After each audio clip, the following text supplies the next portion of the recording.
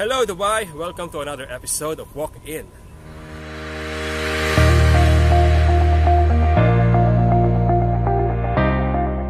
This morning we will be talking about how to create opportunities when there seems to be none.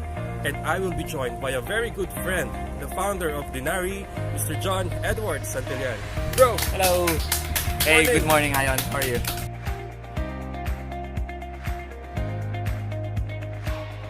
Shall we walk? Thank you. Yeah, definitely. Alright, let's go.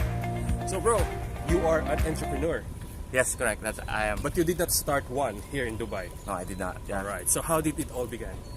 It all started in 2009 when I was actually working as a full-time web developer in one of the agencies here in Dubai. I started working on a side gig or on a side job or a freelancing. Freelance, okay. And then throughout that years, I started accumulating and saving those money that I'm actually getting from the freelance. And then I put that money and register a company and start my own business. During those years already? During those okay. years, Okay. Not everybody does that. yeah, I mean, it kind of took us a while to do it. The reason being, if you're starting a business in Dubai, it's not that really easy and it's also expensive. Oh yes. So I think my mindset or my vision that day was, if I would like to scale and kind of go out from the corporate world, I need to start somewhere and something. And yun yung nag-push sa akin to basically register a company. But why would you like to go out of the corporate world? Good question. I think it's just more on the way I see it is, I won't be able to work and compete with everyone dito sa UAE. Because there's a lot of opportunities, yes, but of course there are a lot of new people coming over here. Right.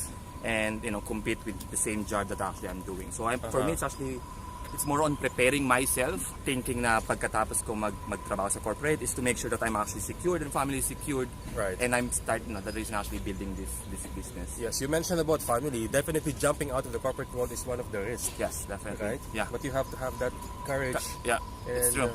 I think especially John is one of the most, in the field kasi ni John, it's one of the most highest paid in the field of digital. Yeah. Yeah. So if you have a family, that's a risk. It is definitely a risk. When we were starting, we need to have this, calculated risk, right? So we need to factor out a lot of things. Like, I have 3 kids with me here in Dubai. So all of that one actually we factor in. And the good thing here in Dubai is, all throughout the years that actually I've been living here for the last 14 years is, I've met people like you, Ion, right, and other Filipino in the community and in our network. So those people are actually helping us to grow and flourish and to make sure that the business actually will work. Okay. We get a lot of referral from friends and families. Yes. And it's actually support us overall when we're creating this business. I see. So what led to Denarii Cash? Good question. So I was actually, after I moved out from the corporate world last year, actually in 2000. Only last year? Yes. Okay.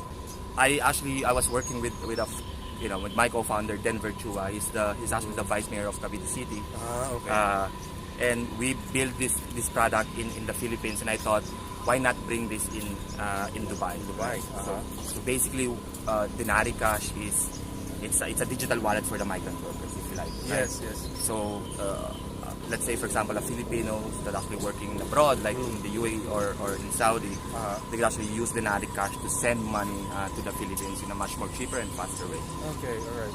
Since everyone is going into e-wallet technology, so why not as well digitize that remittance That's right. scenario of the Filipinos? Correct. Very interesting. But before Denarii, are there a lot of opportunities for you really, or how did you create your opportunities? Yeah, it's a good question. I think the opportunities came in when I started in 2005 here, right? And like everyone else, started as a visa, and then start looking for a job that fits what I would like to do or love to do. Yeah. And yung first gig ko was actually automatically working in a small agency, right? I was like a magazine designer or something like that. And then since then, I think yung akin is the thing that I'm actually, or the field I'm working on is something that I really like and passionate about it.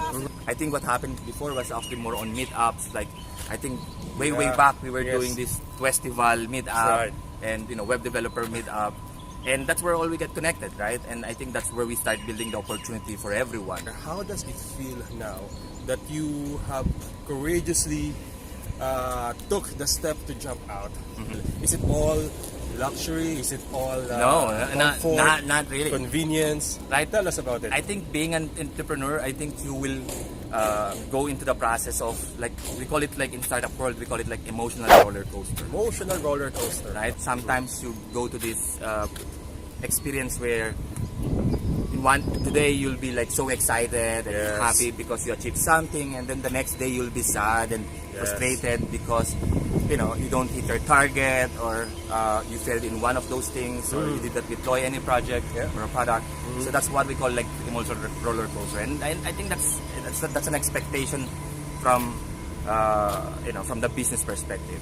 You need to be with people or within the environment na very supportive, to make sure that you're also you don't feel left behind if you are not if not really feeling or sad about what's happening in your company. So for many other Filipinos or even non-Filipinos, what would you tell them if they want to do the same thing that you've done?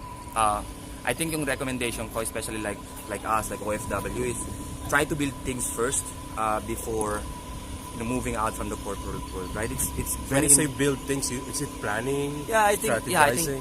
planning, or I think it's just more on executing, right? So the challenge is some of those like entrepreneurs is without really properly planning,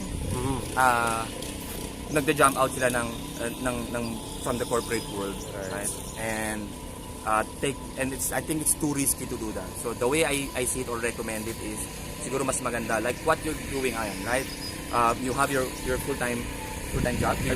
I still work. You still work, and you're doing these things that you like and passion, right?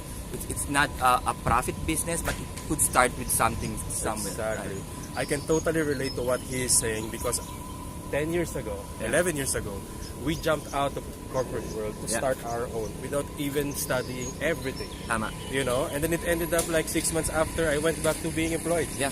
Yes. And now I'm doing my thing while also doing my daytime job. Of course. Yeah. And I think it will support you in a long run as well. And what's gonna happen is if you are already like comfortable kung nasaan ka, right? And what you build, I think then you can make it like step by step, right? And that's really important. Thank you so much, bro. Maraming salamat. Masyadong malaman yun. Alright guys, this is Ian Gonzaga, your boy Dubai, Jon Santillan. Do follow him on Denarii Cash. This has been another story to tell. Bye. Bye-bye.